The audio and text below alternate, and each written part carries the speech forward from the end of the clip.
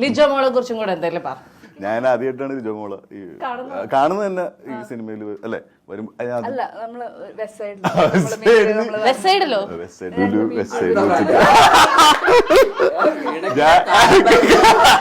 ഞാൻ പോയത് ഞാൻ ആരുടെ ഫ്രണ്ടിന്റെ ഒപ്പം ഇങ്ങനെ വെസ്റ്റ് സൈഡിൽ ചെന്നപ്പോ ഞാൻ മാസ്ക് വെച്ചിട്ടുണ്ട്, മാസ്ക് വെച്ചിട്ട് ഞങ്ങളുടെ അങ്ങാട് മനസ്സിലാക്കി.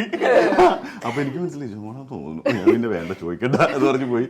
പിന്നീട് പൊന്മാന്റെ ലൊക്കേഷനിൽ വന്നപ്പോഴാണ് ഞങ്ങൾ കാര്യം സംസാരിച്ചത്. അന്ന് മാസ്ക് ഇട്ട് വന്നപ്പോൾ നമ്മൾ ഐ കോൺടാക്ട് കിട്ടി.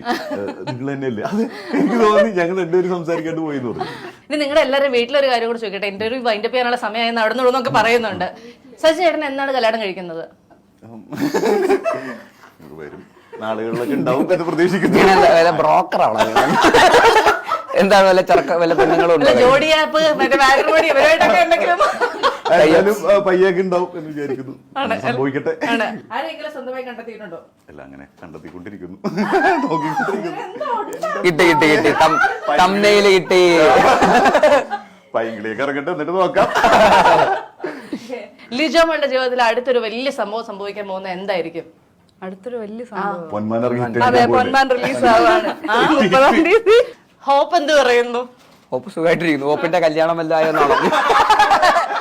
2 വയസ്സായുള്ളൂ, അതിനെ വെറുതെ വിട്ടേക്ക് പ്ലീസ്. നിങ്ങൾ ചിൽ ഫാമിലിയാണ്.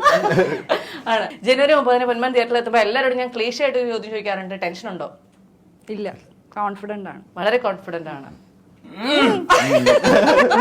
അല്ല, നല്ല സിനിമയായിരിക്കും.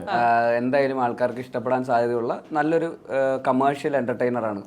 അപ്പോൾ വളരെ സീരിയസ് ആയിട്ടുള്ള ഒരു സബ്ജക്റ്റിനെ ഭയങ്കര കമേഴ്ഷ്യലി പാക്കേജ് ചെയ്ത് നല്ല പാട്ടുകളും ആക്ഷനും ഈ പറയുന്ന ഇമോഷണൽ ആയിട്ടുള്ള സീനുകളും കണ്ണു നിറയും. അവസാനം ഇറങ്ങുമ്പോൾ പക്ഷേ സിനിമ കണ്ടിറങ്ങുമ്പോൾ നമുക്ക് ഭയങ്കര എനർജി ഫീൽ ചെയ്യാൻ സാധ്യതയുണ്ട്. ആ ക്യാരക്ടറിന്റെ ജേണിയും നല്ല പെർഫോമൻസസ് ഉണ്ട്. സജിൻ നേരത്തെ പറഞ്ഞ പോലെ തന്നെ ഉഗ്രനായിട്ട് പെർഫോം ചെയ്തിട്ടുണ്ട്. ലിജോ, പിന്നെ ബാക്കി ആക്ടേഴ്സ് ബ്രൂണോ ആയിട്ട് ആനന്ദ് മന്മഥൻ, പിന്നെ ഡയറക്ടർ ജ്യോതി ശങ്കർ, അദ്ദേഹം ആർട്ട് ഡയറക്ടറായിട്ട് കുറേ കാലത്തിന് ശേഷം ഡയറക്ടർ ആവുന്ന ഒരു സിനിമയാണ്. അദ്ദേഹത്തിൻ്റെ ഒരു ഡെബ്യൂ സിനിമ എന്നുള്ള രീതിയിൽ നല്ല ഒരു സിനിമയാണ്.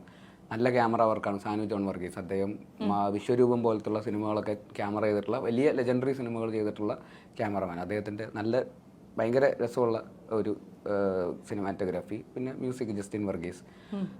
റൈറ്റേഴ്സ് ഇന്ദുഗോപൻ ചേട്ടൻ, അദ്ദേഹത്തെ എന്തായാലും മെൻഷൻ ചെയ്തേ പറ്റുള്ളൂ. ഈ കാലഘട്ടത്തിൽ ഏറ്റവും പോപ്പുലർ ആയിട്ടുള്ള ആൾക്കാരുടെ ഇടയിൽ ഏറ്റവും പോപ്പുലർ ആയിട്ടുള്ള റൈറ്ററാണ്. അദ്ദേഹത്തിൻ്റെ ഒരു നോവലാണ് ബേസിക്കലി 4 ചെറുപ്പക്കാർ. അതിനെ ബേസ് ചെയ്തിട്ടുള്ള സിനിമ എന്നുള്ള രീതിയിൽ ആ ഒരു അട്രാക്ഷനും കൂടെ ഉണ്ട്. ജസ്റ്റിൻ കോ റൈറ്റർ, മിന്നൽ മുരളിയുടെ കോ റൈറ്ററാണ് ജസ്റ്റിൻ. അപ്പോൾ ജസ്റ്റിനും കൂടെ ഇതിൻ്റെ അകത്തൊരു കമേഴ്ഷ്യൽ ഒരു റൈറ്റിംഗ് എന്നുള്ള രീതിയിൽ അതിലും ഒരു ഭാഗമായിട്ട് വന്നിട്ടുണ്ട്.